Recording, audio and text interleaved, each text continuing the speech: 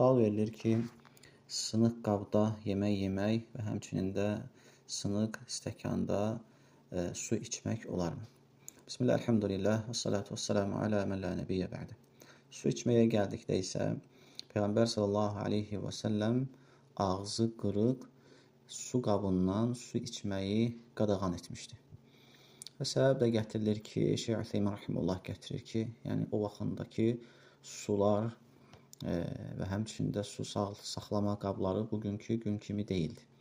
O vaxtında sular çirkli idi və həmçində içərisinə həşərat düşürdü və hətta elə olmuşdu ki, biri su içdiyi zaman onu həmənki qabdan ilan belə sancmışdı.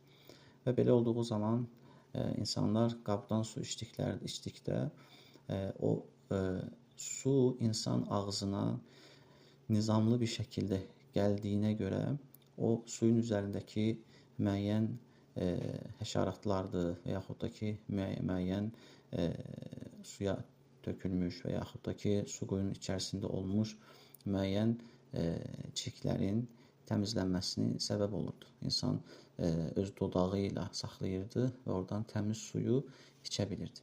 Ancaq su qabının ağzı qırıq olduqda isə və oradan su içdikdə insan o tarazını qoruyub saxlaya bilmir və insan əziyyət çəkir və oradan bəzi həşəratlar, Allah qorusun, yəni insan onu istəmədən qəbul edə bilər. Ola bilər ki, səbəblərdən biri də budur ki, Peyğəmbər sallallahu aleyhi və səlləm ağzı sınıq qabda yemək yeməyi, su içməyi, stəkanda su içməyi qadağan etmişdir. Ancaq Şeyh Ütheymən rahimehullah gətirir ki, yəni kimsə başqa su içəcək bir qabı yoxdursa və zərurət varsa, başqa su saxlayan bir qabı yoxdursa, bu zaman onda su içə bilər. Bu haramlığı bildirmir, məkruhluğu bildirir. O ki, gəldi sınıq qabda yemək yemək olarmı məsələsinə. Bir gün Peyğəmbər sallallahu aleyhi və səlləmin Ayşə radiyallahu anhənin yanında qalma günü idi. Çünki Peyğəmbər s.ə.v günlərini zövcələri arasında bölərdi. Ədalətdən idi.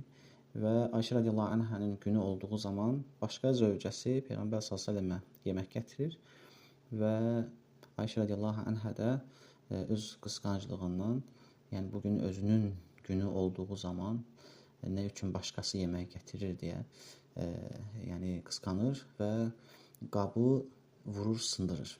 Vurur, salır yerə və qab sınır yerdə.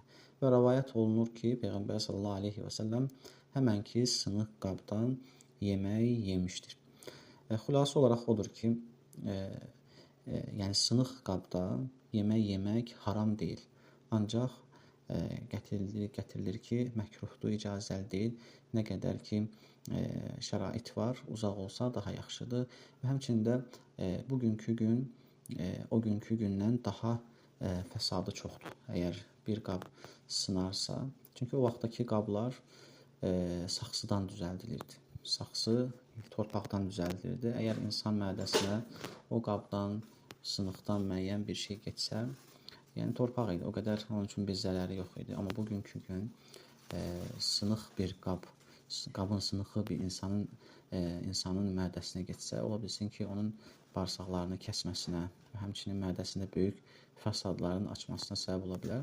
Bu da məsləhət olan odur ki, bacaran qədər sınıq qabda yeyib içməkdən uzaq olmaq lazımdır. Haram babından yox, sadəcə məkruh babından uzaq olmaq daha yaxşıdır. Yenə də düzünü Allah bilir. Esselamu aleykum və rəhmətullah.